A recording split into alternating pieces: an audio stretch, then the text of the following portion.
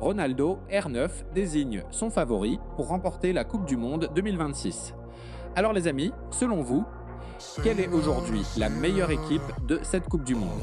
Parce que honnêtement, selon la personne à qui vous posez la question, vous obtiendrez probablement une réponse différentes. Commençons par l'une des plus grandes légendes de l'histoire du football, Ronaldo Nazario. Le véritable Ronaldo, le mythique numéro 9 brésilien.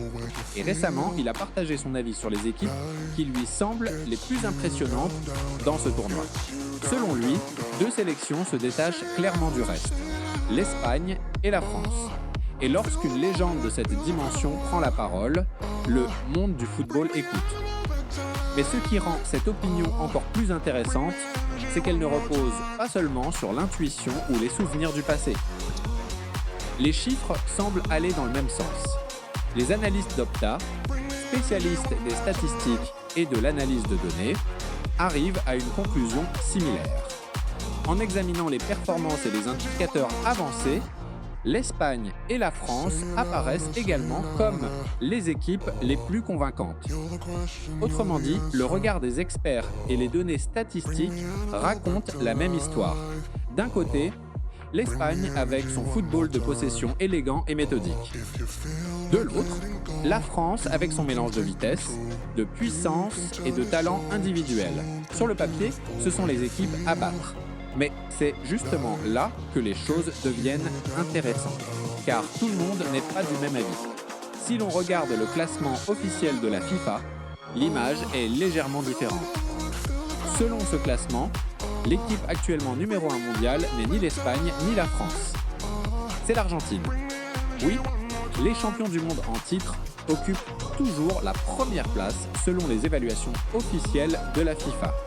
Et juste derrière eux, on retrouve plusieurs grandes nations du football que l'on s'attend naturellement à voir figurer parmi l'élite. Mais un nom attire particulièrement l'attention, le Maroc. L'ascension du Maroc dans la hiérarchie mondiale est tout simplement remarquable. Nous parlons d'une sélection qui progresse régulièrement depuis plusieurs années, surprenant de nombreux observateurs en chemin. Aujourd'hui, elle est citée aux côtés des géants traditionnels du football mondial. Si quelqu'un avait affirmé il y a quelques années que le Maroc atteindrait un tel niveau dans les classements internationaux, beaucoup auraient probablement souri. Aujourd'hui, plus personne ne rit. Alors, que faut-il retenir de tout cela? D'un côté, les footballs du football et les listes statistiques avancées désignent l'Espagne et la France comme les équipes les plus fortes du moment. De l'autre, le classement officiel de la FIFA place l'Argentine au sommet, tandis que le Maroc s'invite dans la conversation de manière impressionnante. Et c'est justement ce qui rend le football si passionnant. Les classements racontent une histoire, les statistiques en racontent une autre. Les légendes ont leur propre vision. Et au final, toutes ces théories doivent être validées sur le terrain. Mais changeons un instant de sujet. Parce qu'une Coupe du Monde ne se résume pas uniquement aux prédictions et aux classements. Elle est aussi faite de moments, d'émotions, d'histoires humaines, de surprises et parfois même d'un peu de chaos. Ce sont souvent ces éléments qui définissent la manière dont nous nous souvenons d'un tournoi. Et dès les premiers jours de cette Coupe du Monde, nous avons déjà eu droit à un peu de tout cela. Commençons par les bonnes nouvelles. Nous voyons de jeunes joueurs arriver sur la plus grande scène du football mondial et écrire immédiatement leur nom dans l'histoire. De nouveaux records sont déjà tombés grâce à certains des plus jeunes talents présents dans cette compétition. Prenez un instant pour y penser. Dans de nombreux cas, il s'agit de leur toute première Coupe du Monde. Et pourtant, ils figurent déjà dans les livres de records.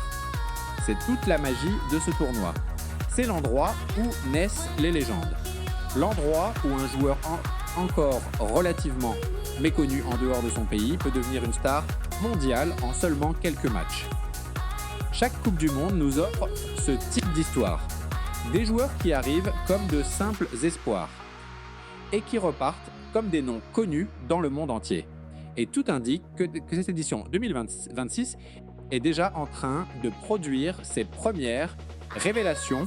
De jeunes talents brillent, battant des records et attirent déjà l'attention de toute la planète football.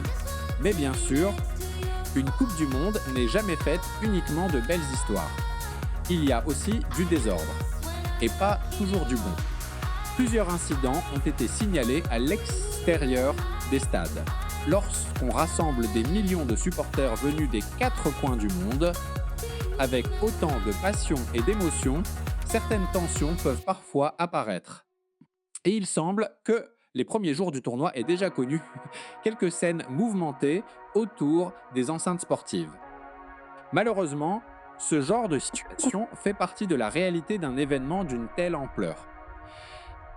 Avec des millions de personnes qui voyagent, célèbrent et parfois s'opposent, les organisateurs doivent constamment veiller à la sécurité. C'est un rappel important. La Coupe du Monde n'est pas seulement une compétition sportive. C'est également l'un des plus grands rassemblements humains de la planète. Un mélange de culture, d'émotions, de passion. Et parfois, cette combinaison peut devenir difficile à gérer. Lorsque l'on assemble toutes ces histoires, on obtient finalement un plus parfait, ce qui fait vivre une Coupe du Monde. Le côté stratégique, les débats autour de la meilleure équipe, les opinions des légendes, les statistiques, les classements. L'Espagne et la France impressionnent selon les performances observées sur le terrain et les analyses de données. L'Argentine reste numéro 1 mondial et défend son statut de championne du monde. Et le Maroc continue de s'affirmer comme un sérieux prétendant au plus haut niveau. Puis vient la dimension humaine. Ces jeunes joueurs qui écrivent déjà l'histoire, qui nous donnent un aperçu des futures stars du football mondial. Et enfin, cette part plus imprévisible. Les incidents, les polémiques, les moments de chaos qui nous rappellent à quel point cet événement est gigantesque. C'est exactement ce que l'on retrouve au début de chaque Coupe du Monde. Un mélange d'analyse, de prédictions, de surprises, de célébrations et parfois de controverses. Et honnêtement, c'est aussi pour cela qu'on adore suivre cette compétition. Alors voici une question pour vous. Si vous deviez choisir dès maintenant, quelle équipe considérez-vous comme la plus forte de ce tournoi? Êtes-vous d'accord avec Ronaldo Nazario et les analyses d'Opta en plaçant votre confiance dans l'Espagne ou la France? Ou préférez-vous suivre le classement FIFA et miser sur l'Argentine pour conserver son titre? Et pourquoi pas le Maroc comme grande surprise capable d'aller très loin? Il n'y a pas de mauvaise réponse, seulement des opinions fortes. Et c'est précisément ce qui rend ces débats aussi passionnants. Dites-nous dans les commentaires quelle équipe est, selon vous, la véritable favorite de cette Coupe du Monde. Et gardez également un œil sur ces jeunes talents émergents. Car si les premiers matchs nous ont appris quelque chose, c'est que nous sommes peut-être en train d'assister à la naissance de la prochaine génération de légendes du football. Si cette vidéo vous a plu, n'oubliez pas de laisser un like. Cela aide énormément la chaîne. Et si vous découvrez notre contenu pour la première fois, pensez à vous abonner. Nous suivons chaque croisement de cette Coupe du Monde 2026. Et les pronostics, les records, les polémiques, les surprises, absolument tout. Croyez-moi, vous ne voudrez pas manquer ce qui nous attend dans les prochains jours. Merci à tous d'avoir regardé cette vidéo. Et on se retrouve très bientôt pour la prochaine.